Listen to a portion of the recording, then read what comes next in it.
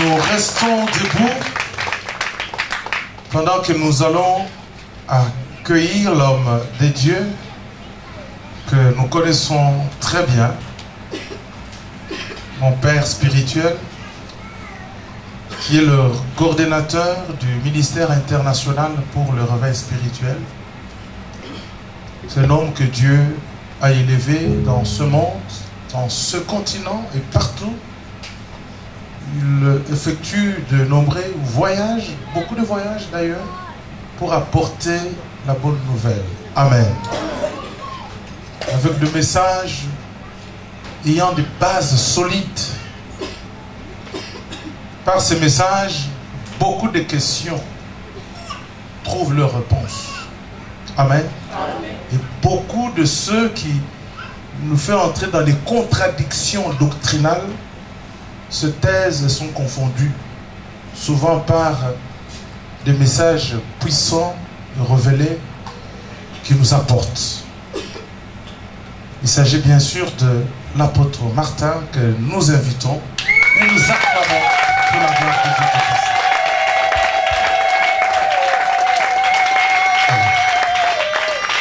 Gloire à Dieu. Est-ce que nous pouvons encore faire vraiment du bruit dans la présence de l'Éternel?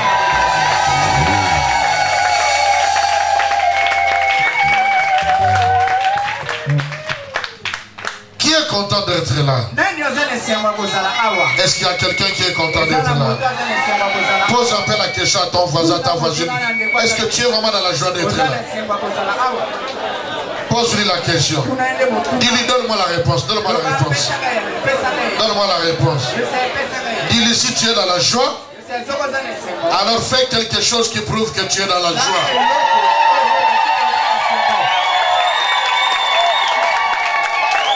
La Bible dit, dans la présence de Dieu, il y a d'abondantes joies. Il y a d'abondantes joies. Dieu aime qui est la joie. Dieu aime qui est de bruit dans sa présence.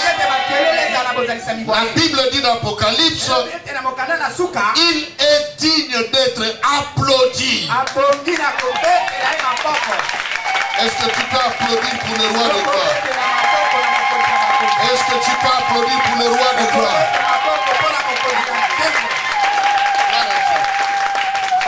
En restant debout, nous lisons notre verset de base. Jean 19, le verset 30. Gloire. Gloire. Quand Jésus y prit le vinaigre, il dit, tout est accompli. Et baissant la tête, il rendit l'esprit. Père, parle à nos cœurs au nom de Jésus. Amen. Tu peux prendre place. J'aimerais que tu puisses me prêter vraiment ton attention.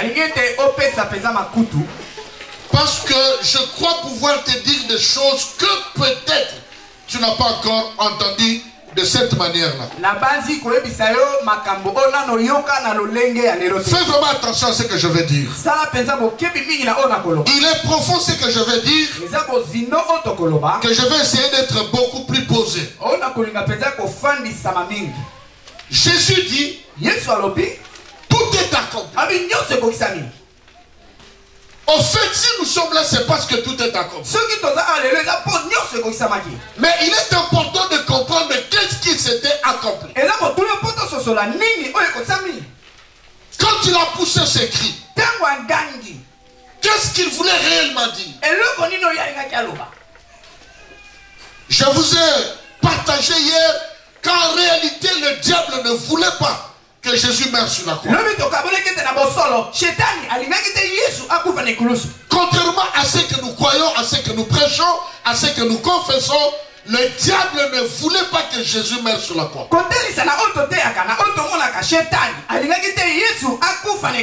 Parce que le diable savait que si Jésus meurt sur la croix, alors ça sera son échec. Hier, j'ai introduit en vous donnant quelques éléments qui se sont accomplis sur la croix. Mais aujourd'hui, j'entre dans le vif de mon thème. J'aimerais parler des 3 grands acquis. Les 3 grands acquis de la croix. C'est-à-dire 3 grandes choses que le Seigneur a accomplies sur la croix. La Bible est séparée en 3 parties. J'aimerais que tu comprennes que Genèse chapitre 1 et Genèse chapitre 2 est différent. Ils sont différents de Genèse chapitre 3.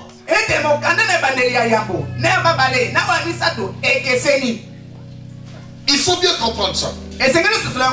Dans Genèse chapitre 1, Dieu conçoit certaines choses. Il crée.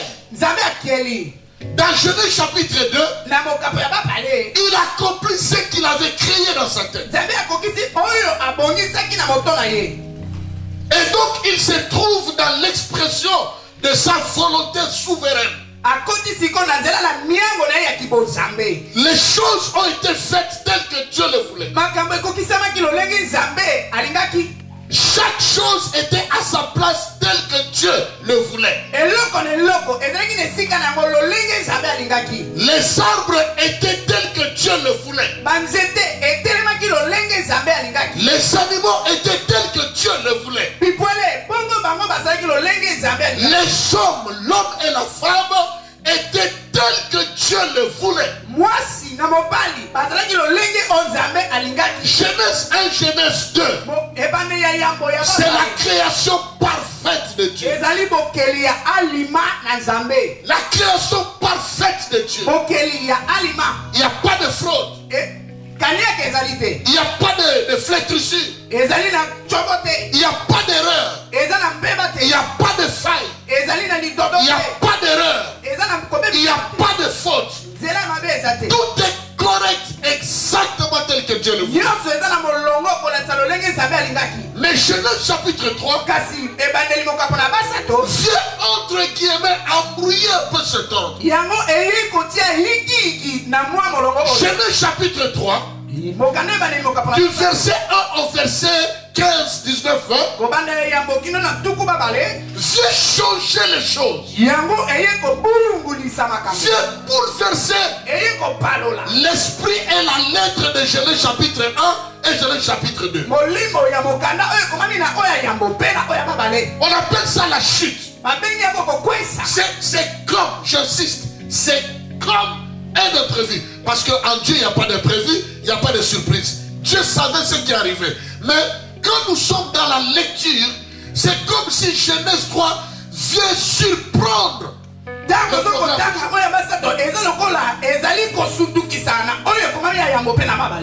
Et à partir de Genèse chapitre 3, le verset 20, jusque dans la fin de la Bible, jusqu'à la fin de la Bible, Dieu fait une seule chose. Qu'est-ce qu'il fait? Il fait ce qu'on appelle la rédemption. Dites après moi rédemption. À haute voix rédemption. Il y a la création parfaite de Dieu. Il y a la chute qui vient bouleverser Genèse 1 et Genèse 2. Et à partir de Genèse chapitre 3, le verset 20,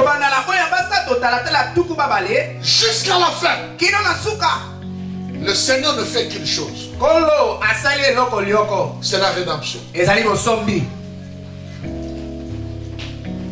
Et cette rédemption a eu son éclosion et son accomplissement sur la croix. Sur la croix, la rédemption a eu sa place, son impact et son accomplissement. Maintenant, quand je parle des 3 grands acquis de la croix, je veux parler de choses que nous avons perdues. Des choses que nous avions dans Genèse 1 et 2 que nous avons perdues dans Genèse chapitre 1. Pour lesquels Jésus a dit enfin tout est d'accord. Quelle est la première chose que l'homme a perdue? Genèse chapitre 1 le verset 26. La Bible dit, puis Dieu dit, faisons l'homme à notre image, selon notre ressemblance, et qu'il domine sur les poissons de la mer, sur les oiseaux du ciel, sur le bétail, sur toute la terre et sur tous les reptiles qui rampent sur la terre.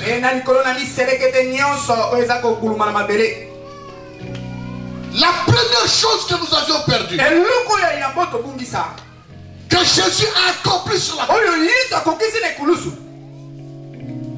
et qui était gâté dans Genèse chapitre 3, c'était premièrement notre identité.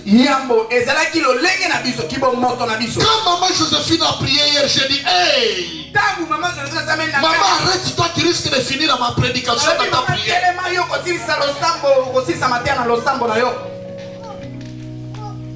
Les gens savent que sur la croix, nous avons obtenu la guérison, nous avons obtenu la libération, la délivrance, tout ce que vous voulez. Mais la première chose que Jésus nous redonne, c'est notre image, notre identité. Parce que la Bible dit, nous avons été créés à l'image et à la ressemblance de Dieu. C'est-à-dire quoi? Je vais peut-être choquer certains esprits. Je vais peut-être choquer certains entendements. Être fait à l'image de Dieu, cela marquait la relation unique qui existait entre Dieu et l'homme. C'était un mystère, un secret, une complicité. C'est-à-dire Dieu se reproduit en l'homme, au point que ce que Dieu était, c'est ce que j'étais. Est-ce que je parle à quelqu'un? Est-ce que je parle à quelqu'un? C'est-à-dire quoi? L'être humain avait en lui, pouvait s'approprier à lui presque tous les attributs de Dieu.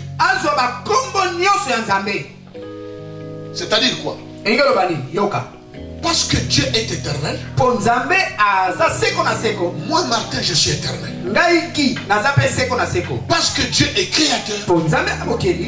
Je suis créateur. Parce que Dieu est infini. Je suis infini. Parce que Dieu est puissant. Je suis puissant.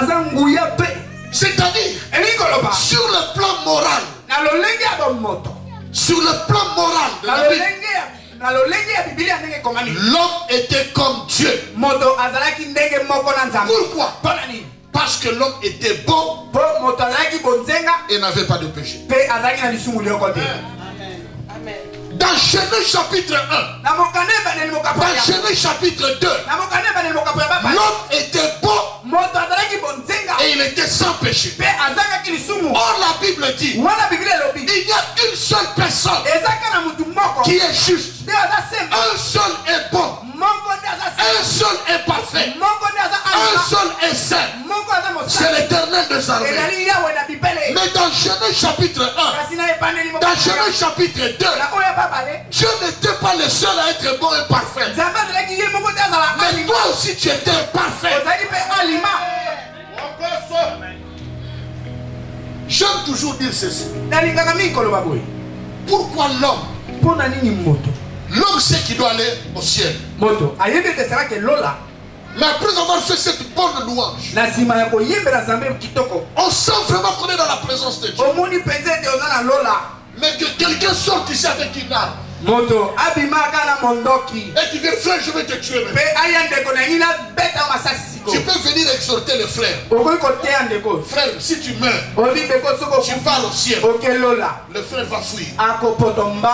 Pourquoi l'homme fuit la mort? Parce qu'il y a dans l'homme la semence de l'éternité. Pourquoi l'homme ne supporte pas la justice? Parce qu'il y a la semence de la justice. Pourquoi l'homme ne supporte pas le mal? Même si lui-même est mauvais. Mais pourquoi il ne supporte pas le mal? Parce qu'il y a dans l'homme la semence de la bonté.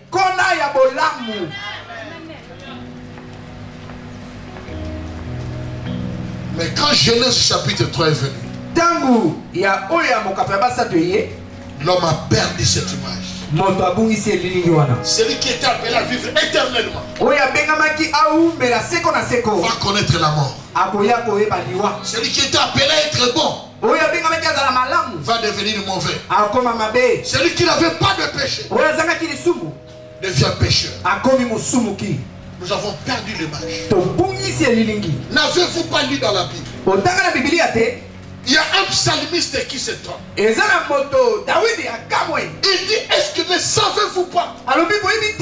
Vous êtes des dieux, mais vous mourrez comme des hommes. Il parle aux hommes en leur disant ceci. Ne savez-vous pas que vous êtes des dieux, mais vous mourrez comme des hommes? C'est-à-dire quoi? C'est-à-dire l'homme, c'est Dieu en réalité dans la chair. Mais quand l'homme ne se connaît pas, parce que l'homme a perdu son identité, l'homme devient un homme. Il mange comme un homme, il a peur comme un homme, et il peut mourir comme un homme. Amen. Pourquoi? Parce qu'il a perdu son identité. Et j'ai remarqué dans la Bible, quand tu perds ton identité, tu perds ta position. En tant que créé à l'image de Dieu, Dieu lui avait dit, tu vas dominer sur tout ce qui. Mais quand l'homme a perdu son image, il a perdu sa position. Sa position de grand frère. Sa position de chef. Sa position de premier-né. Sa position de puissance. Il a perdu ça.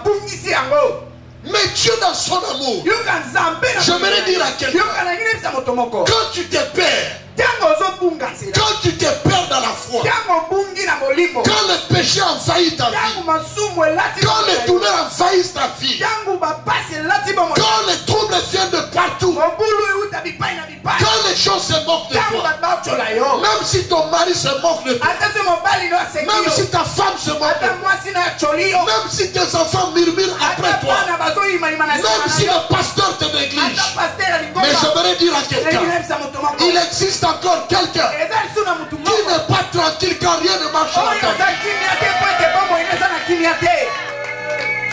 Quand rien ne marche dans ta vie, ton voisin est content, il rit, il fait tout ce qu'il peut faire, il parle contre toi, partout on parle de toi, parce qu'il y a des choses qui ne marchent pas à toi. Mais je vais encore te dire, il y a quelqu'un, quand les choses ne marchent pas dans ta vie, lui n'est pas tranquille, il se pose des questions. Qu'est-ce que je peux faire pour sauver Marie-Jeanne? Qu'est-ce que je peux faire pour restaurer Marie-Jeanne? Qu'est-ce que je peux faire pour redonner la valeur à celui qui l'a parti? Et cette personne-là, c'est celui en qui tu as cru. Amen. Et tu as commencé à se poser des questions. Qu'est-ce que je peux faire Parce que cet homme, je l'ai créé à mon image et à ma ressemblance. Donc le laisser comme cela, ça sera un problème. Le diable va s'en réjouir. Ce serait comme si j'ai échoué. Alors il faut que je trouve une solution. Voilà la raison d'être de tout ce que vous lisez dans la Bible. À partir de Genèse chapitre 3, le verset 21, la raison de tout ce que vous lisez, c'était la recherche de Dieu pour te redonner ton identité. Amen. Parce qu'en te redonnant ton identité, il te redonne ta position. Parce que le péché vient briser ton identité et brise ta position. Laissez-moi vous ramener dans Genèse chapitre 6. Le peuple a péché. Et l'homosexualité, l'homosexualité,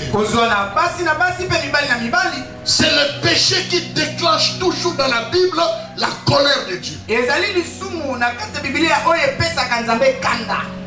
Alors Dieu s'était repenti d'avoir créé l'homme. Nous connaissons cette histoire. Qu'est-ce que Dieu a fait? Dieu a décidé de frapper le monde par les eaux de déluge.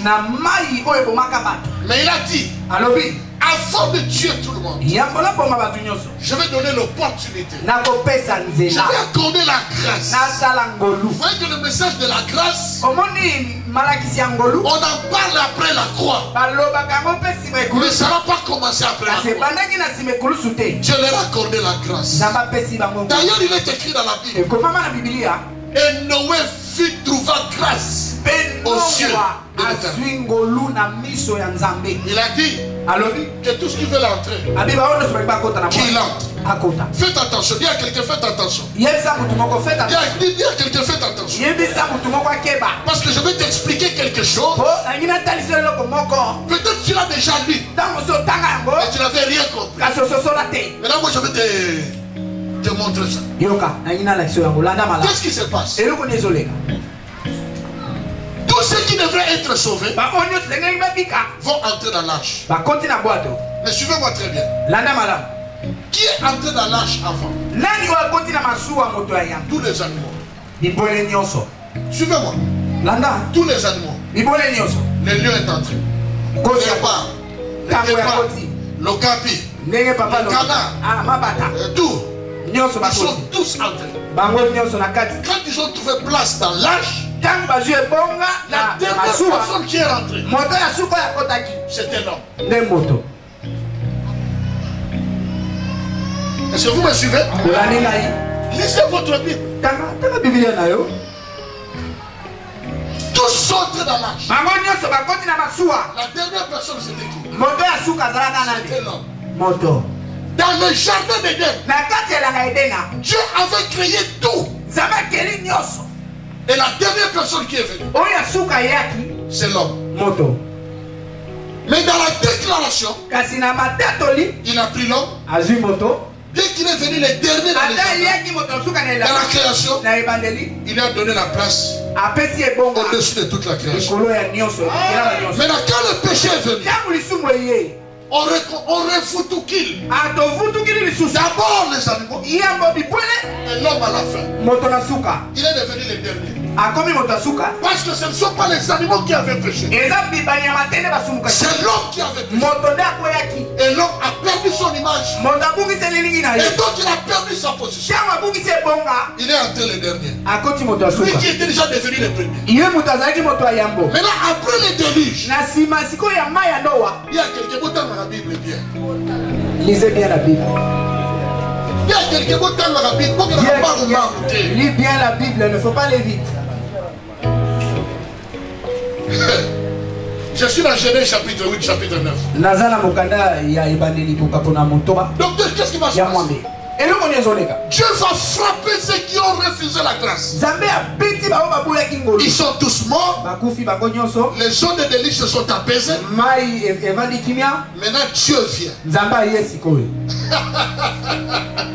Dieu vient et il parle à Noé. Il dit Noé, maintenant tout est ok. Alors, toi d'abord, tu ouvres la porte. C'est toi qui sors le pays. Il était entré le dernier. Mais Dieu dit, ouvre la porte. C'est toi qui sors le pays. Nous allons lire ça avec vous. Quand Noé ouvre la porte, il sort. Il sort ses fils. Il sort les femmes de ses fils. Il sort sa femme. Il sort tous les hommes qui étaient dans l'âge. C'est-à-dire quand Dieu va recréer le monde, les premières créatures qui ont vu le monde, ce sont les hommes. Et à la fin, il a dit maintenant, je vais sortir les animaux. Donc quand les animaux naissaient, ils ont trouvé que Noé est déjà là.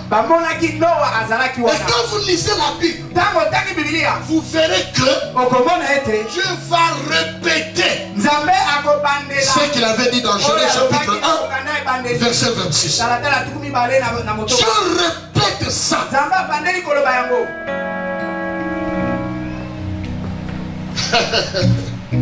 Tu peux taper la main de quelqu'un, dis-lui.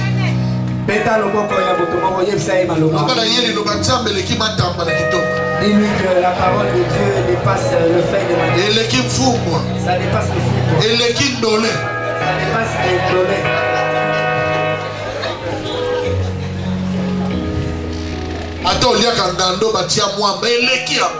Même si tu manges le crocodile à la moine, c'est la parole de Dieu plus bon que... Écoutez Genèse chapitre 9. Dieu bénit Noé et ses fils et leur dit, soyez féconds, multipliez et remplissez la terre. Dieu a répété. Dieu a répété ce qu'il avait dit dans Genèse. Il a redonné la place à l'homme. Il a redonné l'identité. Mais dans la suite de l'histoire,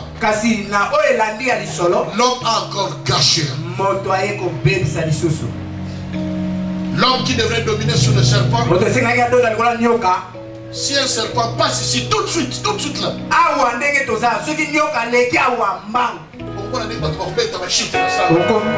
vous verrez comment les gens vont. Il y a même des gens qui risquent de ne pas venir demain au culte. Pourquoi?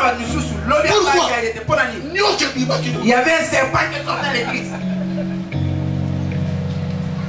L'homme a perdu encore. Alors Dieu s'est dit, je ne peux pas laisser l'homme dans cette état. Il faut que je trouve une solution. Il a envoyé les prophètes. On a tué les prophètes. Il a envoyé les rois. Les rois ont accusé. À la fin de toutes choses, il s'est dit, je vais descendre moi-même. Je vais résoudre ce problème. Il faut que je meure, que je porte le péché de l'homme, que moi-même je devienne péché. Quand on va me clouer, ce n'est pas l'homme qu'on a cloué, mais c'est le péché qu'on a cloué. Ce qui fait que l'homme perd de sa position et son identité, cela va tomber sur moi afin que l'homme retrouve son identité et sa position. C'est pourquoi la Bible dit à tous ceux qui l'ont reçu, à tous ceux qui croient, il leur a donné quoi? Il leur a donné quoi? Quel est le mot qui vient? Il leur a donné quoi? Je veux l'entendre. Il vous leur a donné quoi? Il leur a donné quoi? Il leur a donné quoi? C'est que l'homme n'avait plus ce pouvoir. Quel pouvoir? Le pouvoir d'être enfant de Dieu. Et les enfants de Dieu sont de Dieu. C'est pourquoi je voudrais dire à quelqu'un, à la croix, Dieu t'a restauré ton identité. Tu n'es pas n'importe quel homme. Tu n'es pas n'importe quelle femme. Tu n'es pas n'importe quelle personne. Tu es un enfant de Dieu. Le fils de Dieu de Dieu. Le fils du roi des rois. Tu es un prince. Tu es une princesse. Tu es au-dessus de tout. Tu es un Dieu dans la chair. Tu es maître de toutes choses. Je t'ai élevé.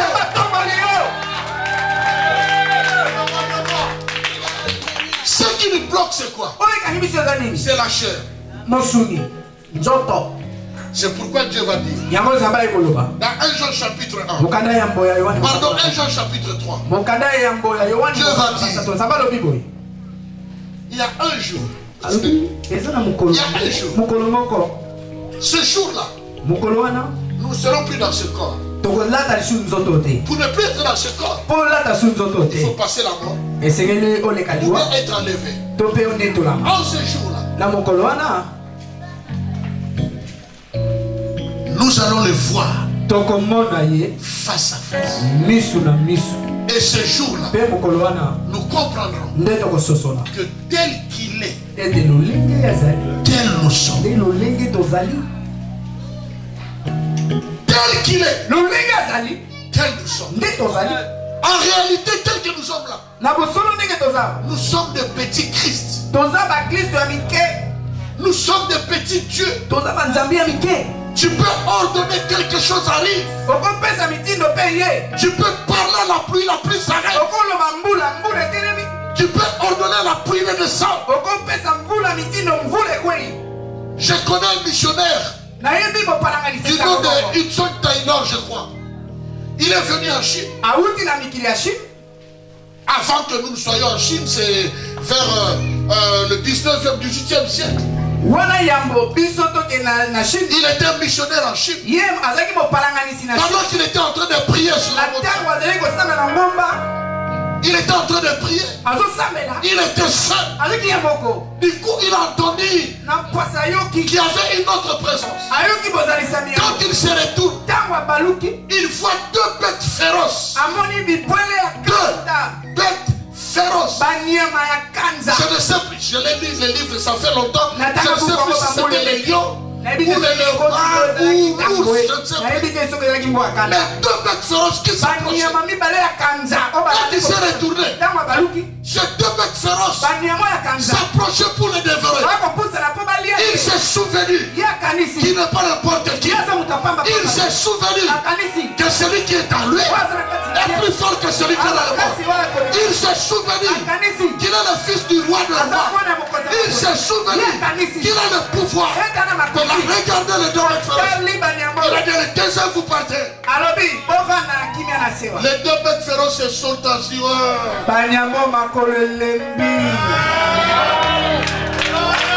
Il a compris le pouvoir qu'il a. Yes. J'étais en train de prêcher au mois de décembre à Kingassan. Juste quand la prédication est combien lente. Quand la prédication devenait très intéressante, la pluie a tombé. Il y avait du bruit. Quand la place prédication comme une mot, c'est-à-dire que moi je sentir. Moi j'étais en train de sortir. C'est là que la pluie va tomber. Et la pluie m'a donné la colère, docteur. J'ai levé les yeux. J'ai dit, pluie. Je parle en tant que fils de Dieu.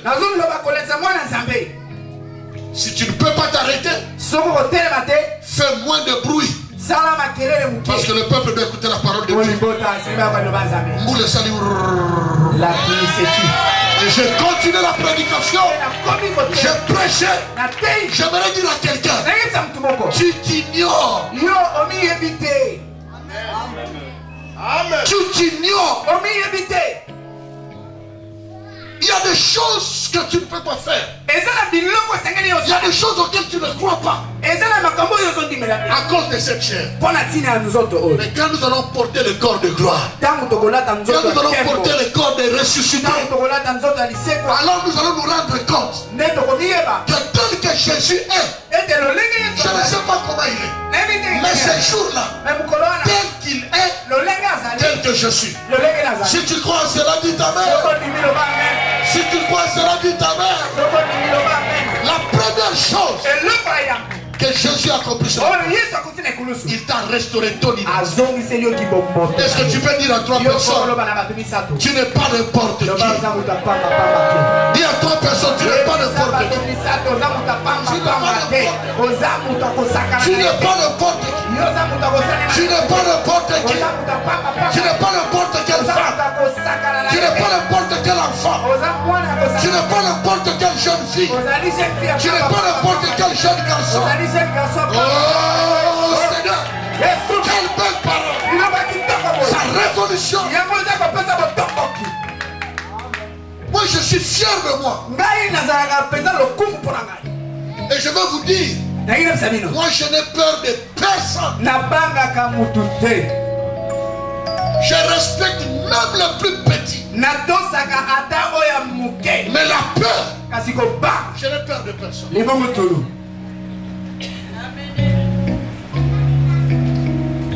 Vers les années 92, 91, nous étions en prière. Parce que c'est moi qui ai commencé les groupes sous forme des églises à Arène. Alors il y avait un garçon qui dérangeait tous les frères. Maintenant il pensait que parce que nous sommes des frères, que nous ne sommes pas forts. Alors que nous avons grandi dans le même quartier, il me connaissait. Il connaissait bien mon maître de karaté. Et je lui ai dit, moi j'étais à Borum déjà. Mais il dérangeait les gens dans l'église. Je suis venu le voir personnellement. Je lui ai dit, tu me connais, moi je te connais. Et souviens-toi, si tu bêtes déjà une fracade. On t'a déjà frappé. Je lui ai dit ça, c'est comme ça. Je lui ai dit, quand le Seigneur m'a gagné, il n'a pas enlevé la force. Quelqu'un peut dire Amen. Amen. Si tu es Mungwani, si tu es né de nouveau, est-ce que tu deviens Mukongo? Tu restes Mungwani, non? Donc, si tu restes. Si tu étais fort, tu restes fort. Si tu étais mal éduqué, tu restes mal éduqué.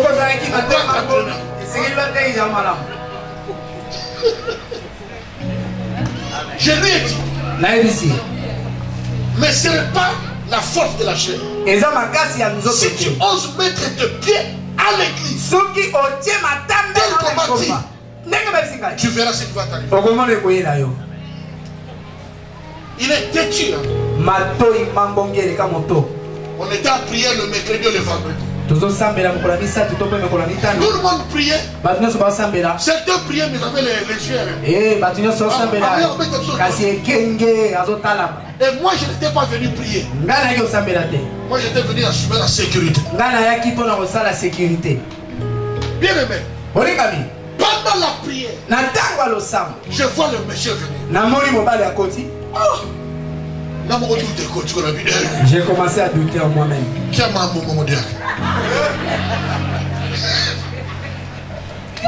Docteur, ici à Arène, je me suis souvenu. Je n'ai pas crié. J'ai dit au fond de moi, Seigneur, cet homme ne nous défie pas. Il te défie. Quand il est arrivé à la porte, à Betaliba, poussant Libanga,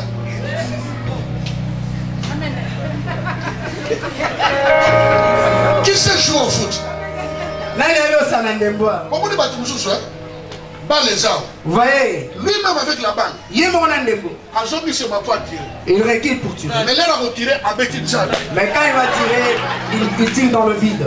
Donc il y a des gens comme ça. Il est venu. Il est là. Quand il est arrivé, j'ai dit Seigneur,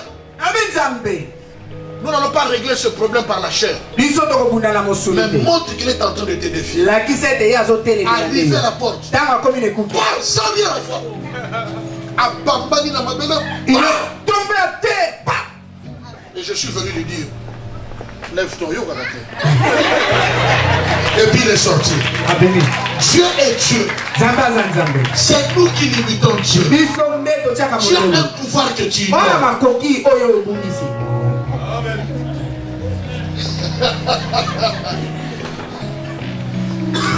Soki kutu batamokili abeti ko dans le vide au baluki bon ça. Amen. Bon ça. Si c'est Dieu. Oh, il y a des choses. J'avais un autre frère. On m'a dit qu'il est devenu pasteur. Qui pasteur qui a dit. Triste. Lui, vous voyez comment le frère traduit? Lui ne fait que corriger.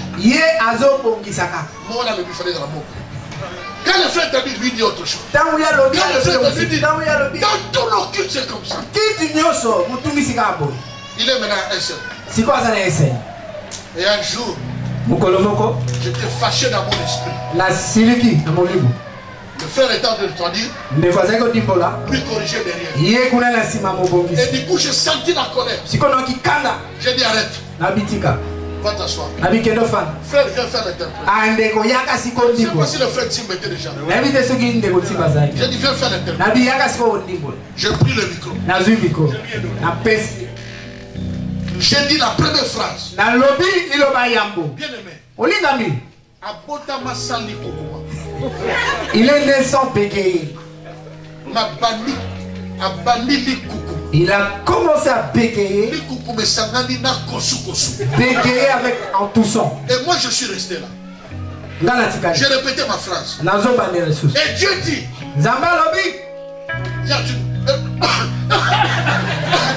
Moi j'attends. J'ai dit frère, je t'attends.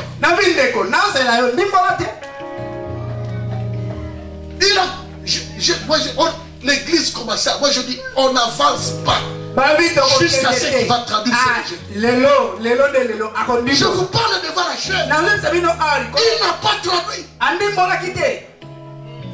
Et je lui ai dit rentre. J'étais tellement fâché ce jour-là que je vais encore appeler une soeur. Elle est devenue pasteur chez vous ici en Belgique. Je l'ai appelé, viens. J'ai entendu toi tu racontes dehors là-bas que tu donnes des prophéties, moi je n'accepte pas ça. Mais toi-même tu es dans le désordre. Quelle prophétie vas-tu donner? Alors viens devant. Elle est venue devant. Frère, tu étais là? Oui. Lève ta frère. Tu étais là? La soeur était là. J'ai dit à la soeur, si les prophéties que tu donnes viennent de Dieu, que la paix du Seigneur soit avec toi. Mais si ces prophéties ne viennent pas de Dieu, que Dieu te frappe. Je n'ai pas dit paix. Frappe. Frappe. Elle est tombée par terre. Amen. Encore ça. Frère, c'est Benjamin? Non. Martin Wana. On a dit c'est toi. C'est un féticheur. Il provient de la Chine.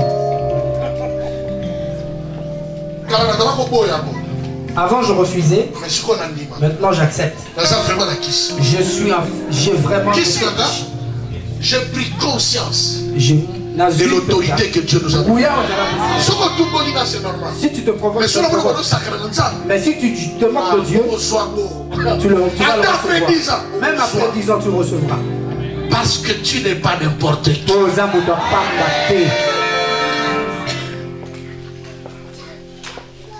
À la croix, Jésus t'a redonné ton identité et ta position. Deuxièmement, je ne vais pas traîner. Nous lisons Genèse. Genèse chapitre 3. Est-ce que tu es béni ce soir? Est-ce que tu es béni ce soir? Ce n'est pas seulement les guérisons. Il a porté la douleur. Il a porté le c'est plus que cela.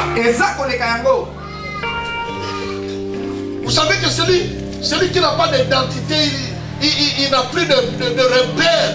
Et celui qui n'a pas de repère, il n'a pas de père. Et celui qui n'a pas de père ne se connaît pas. Ah, ndenge papa lobi. Plus tu n'as pas d'histoire. L'identité.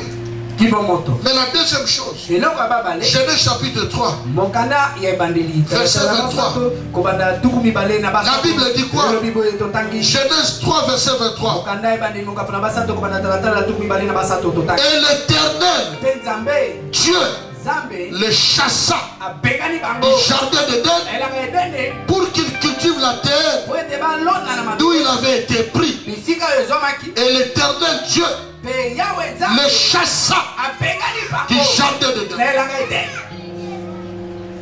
La deuxième chose que nous avions perdu, c'est le droit de propriété. Dis après moi le droit de propriété. À haute voix le droit de propriété. Encore plus haute voix le droit de propriété. Dieu va prendre l'homme. Il lui dit, viens.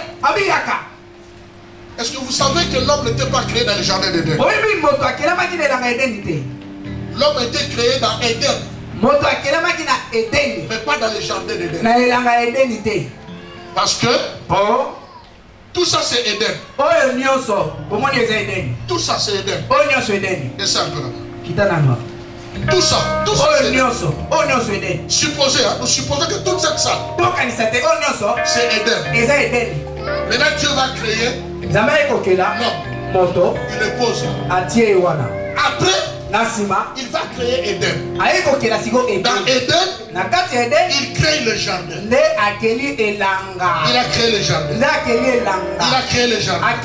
Dans ce jardin, il a mis tout ce qu'il pouvait mettre. Et la Bible dit, et Dieu prit l'homme. Il l'amena. Et il le plaça. En français courant on dit, et Dieu l'établit. Dieu le plaça. Dieu l'établit dans le jardin d'Éden. C'est comme si Dieu a donné le droit de propriété à l'homme. Il lui a dit, je te défends que ça. Je vais y revenir demain. Parce que demain je parlerai du troisième point en termes. Je t'interdis ça. Mais tout le reste, c'est à toi. Je te donne tout le pouvoir. Gère ça comme tu veux. Comme tu peux. Mais quand l'homme a péché, il a perdu ce droit de propriété. À la croix.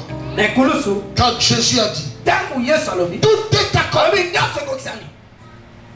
tu comprendras ça encore bien demain. Quand il a dit tout est accompli, il a pris l'acte dont les ordonnances nous condamnaient. Il a déchiré ça. Apocalypse nous dit, il a pris les livres scellés de 7 sceaux. Le droit de propriété. Il a pris ce livre et il a remis sur la croix. Dieu t'a redonné le droit de propriété. Voilà pourquoi nous disons, nous sommes dans le monde, mais nous ne sommes pas du monde. Nous sommes dans le monde, mais nous ne sommes pas du monde. Parce que nous avons une vocation céleste. C'est parce que Jésus nous a redonné le droit de propriété. Il t'a remis le droit de propriété. C'est toi qui dois gérer le monde. Qu'il me soit permis de dire tout haut. Ma vision. Ma vision pour mon pays, la République démocratique du Congo. C'est si telle est la volonté de Dieu d'établir dans ce pays un gouvernement chrétien et faire de ce pays de la même manière qu'il existe des pays islamiques, que nous puissions avoir un premier pays, la République chrétienne du Congo. Parce qu'avec tout ce que nous avons comme richesse, c'est nous, les chrétiens, qui avons le droit de propriété. Et cela est possible. Si les chrétiens connaissent ce qu'ils sont et ce qu'ils sont, ils peuvent lever la voix dans le ciel. Les choses qui traînent au pays là, Dieu peut tout changer en un clin d'œil. Si les chrétiens se mettent à genoux pour implorer le Dieu d'Israël pour ce pays, pas comme ils l'ont fait là. Moi aussi je suis contre ceux qui sont faits. Comment on peut se mettre autour d'un même hôtel des gens de doctrines différentes, des musulmans, des chrétiens, des protestants, de tout mélange, des kimbanguistes? Vous priez quel Dieu?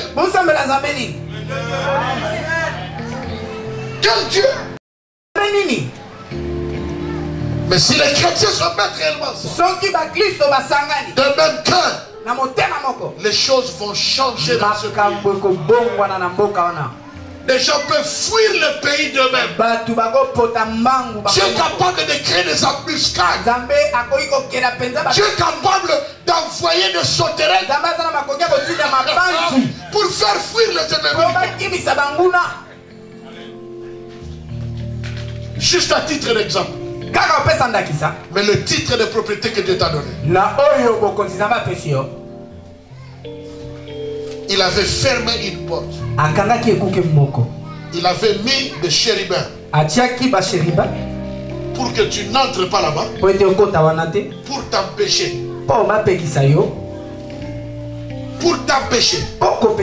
de toucher à quelque chose qui te permet de rester là. C'est ce que nous allons étudier là.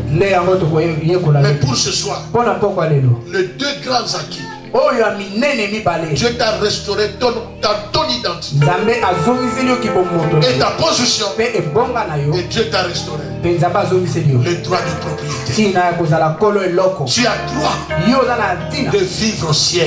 Tu as droit de vivre au paradis. Voilà pourquoi quand ce voleur a dit à l'autre voleur, nous méritons ce que nous avons fait, mais lui qui est au milieu, il n'a rien fait. Attendez bien. Il a bien regardé. Il a vu que Jésus a bien compris. Il a regardé Jésus. J'ai entendu. Souviens-toi de moi. Jésus lui dit, au fait, tel que je suis là, c'est pour te restaurer ton droit de propriété. Ce soir même,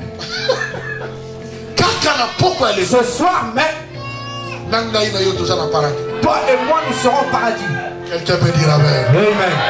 Quelqu'un peut dire amen. Amen. Quelqu'un peut dire amen. Amen. Est-ce que tu peux te lever là où tu es? Acclamer le Seigneur, le roi de gloire. Dis-lui Seigneur. Lève tes deux mains, dis-lui Seigneur. Je te bénis, mon Dieu, parce que je ne suis pas n'importe qui. Merci pour l'identité que tu restaures. Merci pour le bien que tu me fais. Élève ta voix, commence à prier le Seigneur. Élève ta voix, commence à prier le Seigneur. Je dis élève ta voix et commence à prier le roi de gloire. Dis Seigneur merci parce que j'ai compris à la croix tu m'as restauré mon identité, tu m'as restauré mon pouvoir, tu m'as restauré ma puissance, tu m'as restauré ma position, tu m'as restauré les droits de propriété. C'est pourquoi je te bénis. Nous acclamons très fort le Seigneur. Nous acclamons très fort le Seigneur.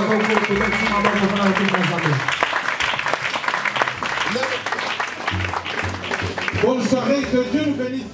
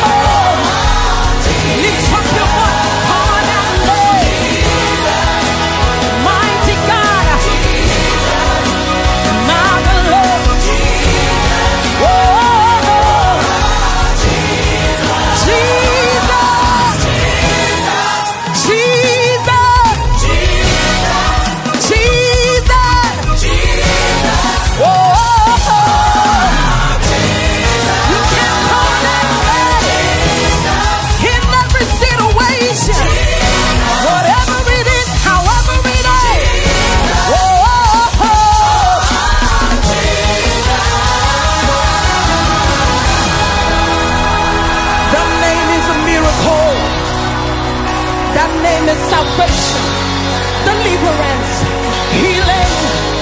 Lift up your hands to Jesus.